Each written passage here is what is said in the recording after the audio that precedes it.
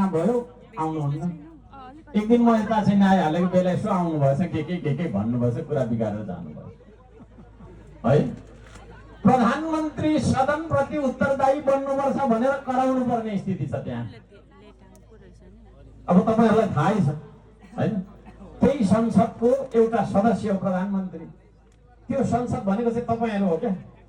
तपाईहरुले एकजना मान्छेलाई किन चुनेर पठाएको भन्दा यो मान्छे सबै भेला भएर सभा सम्मेलन गर्न नसक्ने असम्भव अपायक भएको कारणले चुनावमा एकजना मान्छे चुनेर पठाउने हो। तपाईहरुको क्षेत्रबाट हामीले शान्ति पाखरिन जीलाई उठाएको थियौं, तर उहाँ सेकेन्ड मात्रै हुनुभयो। पहिलो को हुनुहुन्छ यहाँ? ओके, एकजना हुनुहुन्छ है। तपाईहरु सबै गएर त्यहाँ सभा बस्न असम्भव भएको कारणले एकजना मान्छे पठाएको हो क्या।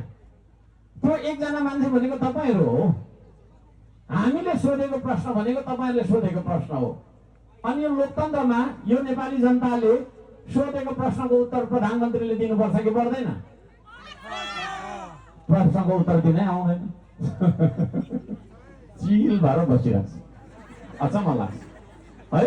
मधेसमा मुस्लिम र तपाईको चाहिँ नि हिन्दूको ठुलो भिडन्त भयो। डङ्की डङ्गोले हानेर 2-4 जना मान्छे मरिसकेपछि बल्ल एउटा सानो गर्नुभयो। त्योभन्दा अगाडि पनि चिल हुनुहुन्छ। अहिले ग्यासको लाइन नपाए, तपाईको ग्यासको सिलिन्डरमा ग्यास नपाएर लाइनमा बसेर मान्छे चाहिँ बिहानदेखि रातिसम्म 2-4 दिनसम्म चाहिँ लाइनमा बसिरहेको छ। अहिले पनि प्रधानमन्त्री हाम्रो चिलमै हुनुहुन्छ।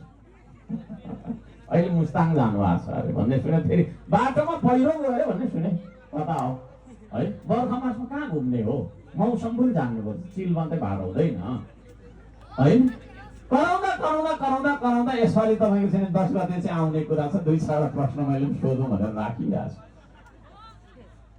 सदन त्यसरी बिजोग तरिकाले चलिरहेको छ। प्रतिपक्षी दल हो हामी हैन। हामीले सरकारको कमी कमजोरी औलाउनु पर्छ। त्यो हाम्रो संवैधानिक र कानुनी अधिकार। तपाईहरुले दिएको जनमतको अधिकार त्यो हो, म्यान्डेट प्राप्त हामीले त्यसको लागि भएको। हामीले प्रश्न सोध्दाखेरि उतापट्टि के गरेको कता हो भनेर फेरि सत्ता पक्ष उफ्रिन्छ। अचम्म लाग्छ। त्यसरी हाँसउठ्दो तरिकाले चलिरहेछ। मर्यादित तरिकाले सदन चलोस् भन्ने प्रयत्न हामीले गरिरहेका छौँ। प्रश्न सोधिरहेका छौँ।